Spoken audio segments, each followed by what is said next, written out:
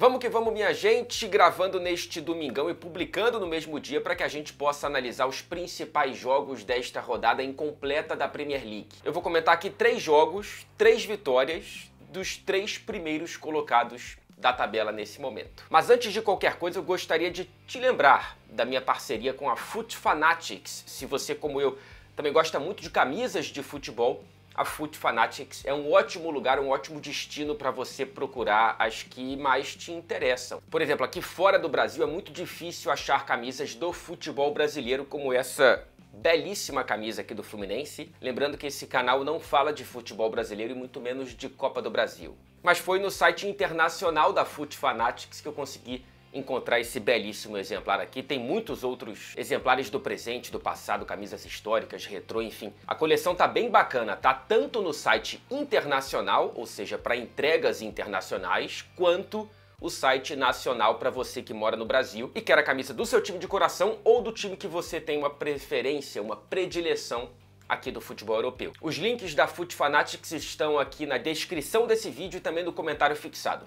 Combinado? Vamos lá, fechamos neste domingo 7 rodadas incompletas da Premier League, ou seja, pouco menos de 1/5 do campeonato já foi disputado. E vemos uma briga interessantíssima pela liderança que segue ocupada pelo competente Arsenal de Mikel Arteta. Bonito ver aí o Brighton na 4ª colocação, né? Apesar de que não sei se vai se manter depois da perda do Graham Potter. E sendo justo, seria difícil manter mesmo com a manutenção dele, né? Agora a Premier League dá uma pausa para a entrada da data FIFA. E na terça-feira eu vou publicar aqui um vídeo analisando esse momento da seleção inglesa, essa última convocação do técnico Gareth Southgate. Então ativa o famigerado sininho aí se você quiser ser lembrado de que o vídeo estará no ar. Rapaz, agora que eu parei para me olhar, eu tô com uma carinha de ressaca, né? E se eu tiver, a carinha tem toda a razão. Eu tenho culpa total disso aí.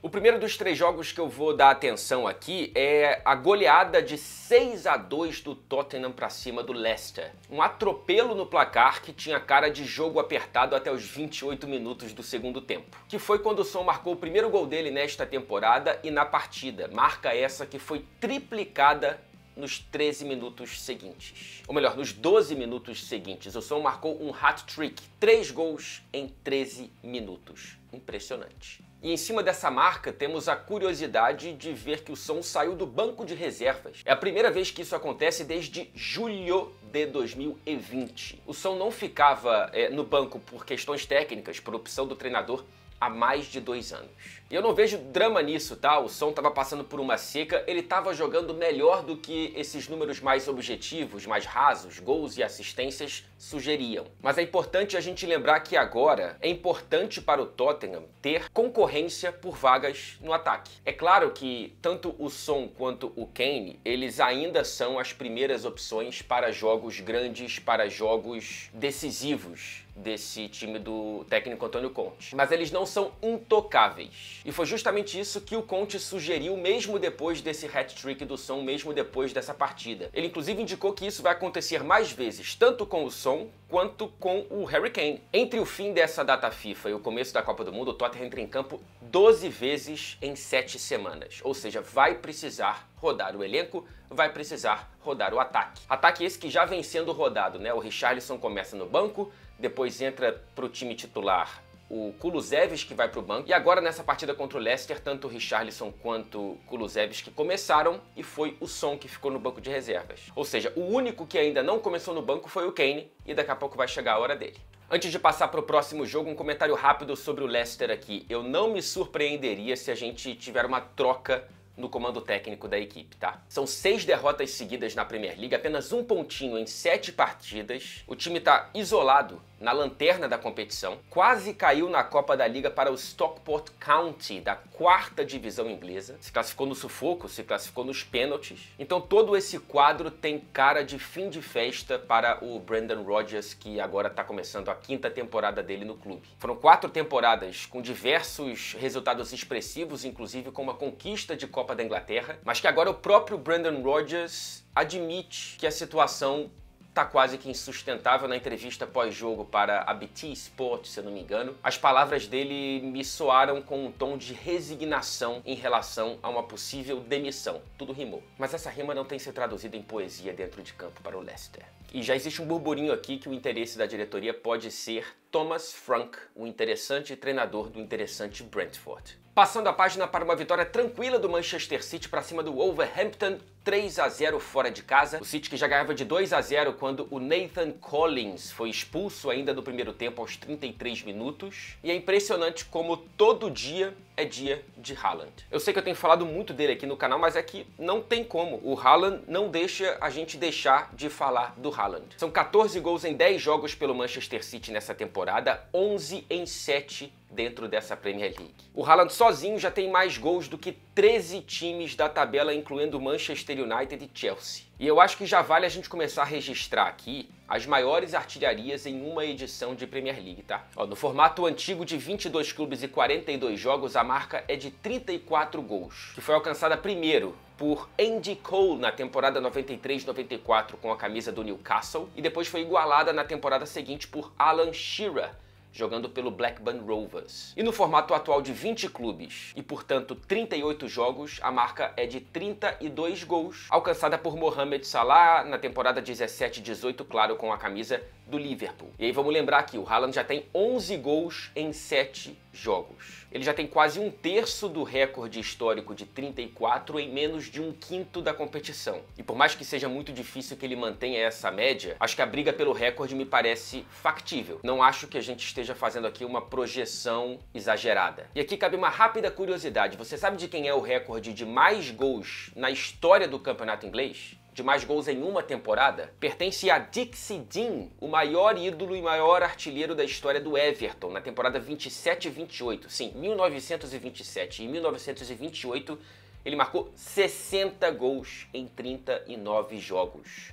Ele se aposentou com 473 gols em 502 partidas na carreira, quase que um gol por jogo em toda a carreira. Esse recorde vai ficar difícil do Haaland buscar. Voltando ao presente, o Haaland é confortavelmente o artilheiro dessa edição da Premier, desse começo da Premier League, com 11 gols, 5 à frente de Harry Kane e Mitrovic. Detalhe também para o De Bruyne, viu? Mais 2 assistências para o belga nessa partida. Agora são 6 em 7 jogos dentro da Premier, e pode ser que brigue de novo para superar o recorde que era do Henry, mas que em 2020 acabou sendo dividido com o próprio De Bruyne, recorde de 20 assistências em uma só edição. Outro dado impressionante aqui, viu? O De Bruyne chegou à marca de 92 assistências em todos os jogos que ele tem na Premier League. Ele empatou com o Steven Gerrard, mesmo tendo 287 partidas a menos do que o ídolo do Liverpool. De Bruyne e Gerrard dividem a 7ª colocação histórica nesse ranking. E aí a gente olha para a lista, daqui a pouco ele ultrapassa o Bergkamp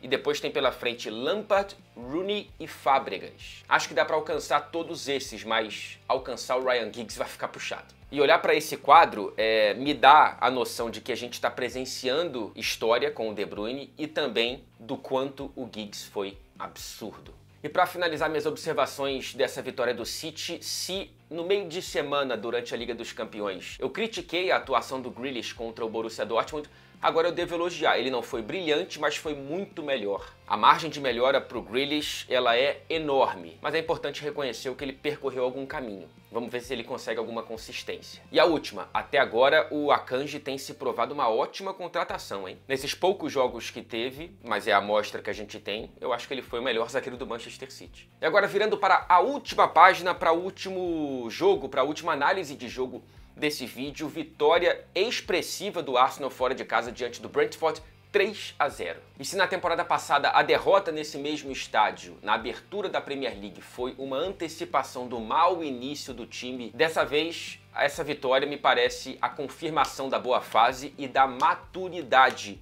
da equipe. Vencer o Brentford não é fácil, ainda mais fora de casa, e o Arsenal dominou a partida de ponta a ponta, do primeiro ao último minuto, em todos os setores do campo. Acho que o principal destaque pra gente do Brasil é ver mais uma vez o Gabriel Jesus marcando. Agora são 4 gols e 3 assistências em 7 jogos da Premier League. E o Gabriel dançou na comemoração, um claro aceno, um claro apoio para Vinícius Júnior. Aliás, é evidente que esse canal aqui apoia a hashtag BailaViniJúnior. E lugar de racista não é estúdio de TV, é a cadeia, é um processo de reeducação. E pelo que me parece, é impressionante ver como a Espanha está algumas casinhas atrás, inclusive do próprio Brasil nessa pauta racial. Mas voltando para o gol do Jesus, belíssimo passe do Xhaka, hein, que faz um bom início de temporada. Ele tem 3 assistências e 1 gol, superando a marca que ele teve na Premier League nas últimas 3 edições da competição. Enfrentaremos o Xhaka na Copa do Mundo, viu? E a curiosidade nesse jogo é que tivemos um recorde. Ethan Nwaneri entrou em campo e se tornou o jogador mais jovem a disputar uma partida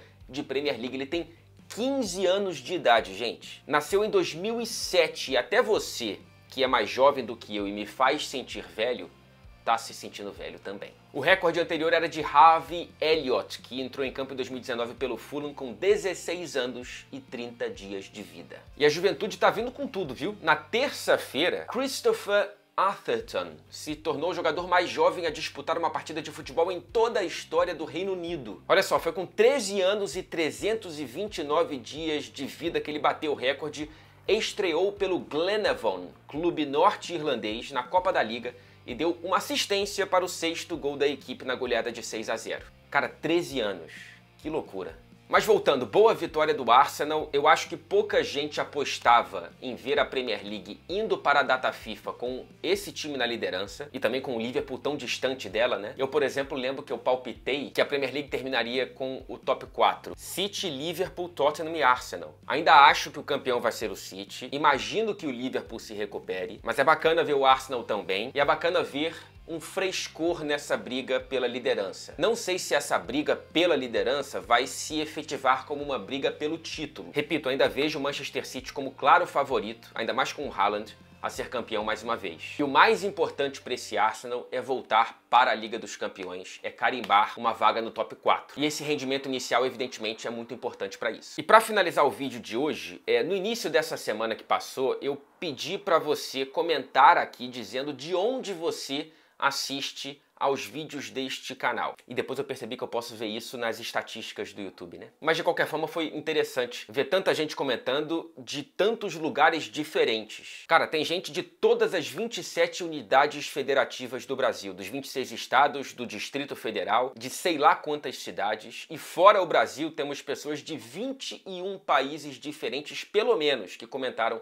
naquele vídeo. Temos nossos irmãos lusófonos, Portugal, Moçambique, Angola, São Tomé e Príncipe, Cabo Verde. E aí temos gente, olha, da Holanda, do Japão, Estados Unidos, Marrocos, Inglaterra, Escócia, Espanha, Bélgica, França, Suécia, Suíça, Austrália, Itália, Uruguai, Paraguai e Argélia. São 6 continentes presentes aqui. E cara, isso me deixa até um pouco emotivo, viu? De coração, eu acho muito maneiro que a gente tenha uma comunidade aqui tão mista, claro que predominantemente composta por brasileiros que estão espalhados pelo mundo, mas acho especialmente bonito ver essa pluralidade, inclusive com os nossos irmãos de Moçambique, Angola, São Tomé e Príncipe e Cabo Verde. Eu fico bastante emotivo mesmo, eu acho isso, pô, maneiro pra caramba e te agradeço de coração, viu? Não somos centenas de milhares, mas somos muitos, de muitos lugares diferentes, com muitas histórias diferentes e reunidos aqui para papear sobre futebol, mas acho que principalmente para dividir momentos. Eu divido esse momento de gravação com vocês e agradeço muito ao tempo investido por tanta gente de tantos lugares. Mas é isso, não vou me estender muito mais aqui não, acho que esse vídeo já tá longo. Terça-feira tem vídeo sobre seleção inglesa, espero que eu possa te esperar aqui. Até mais, um grande abraço.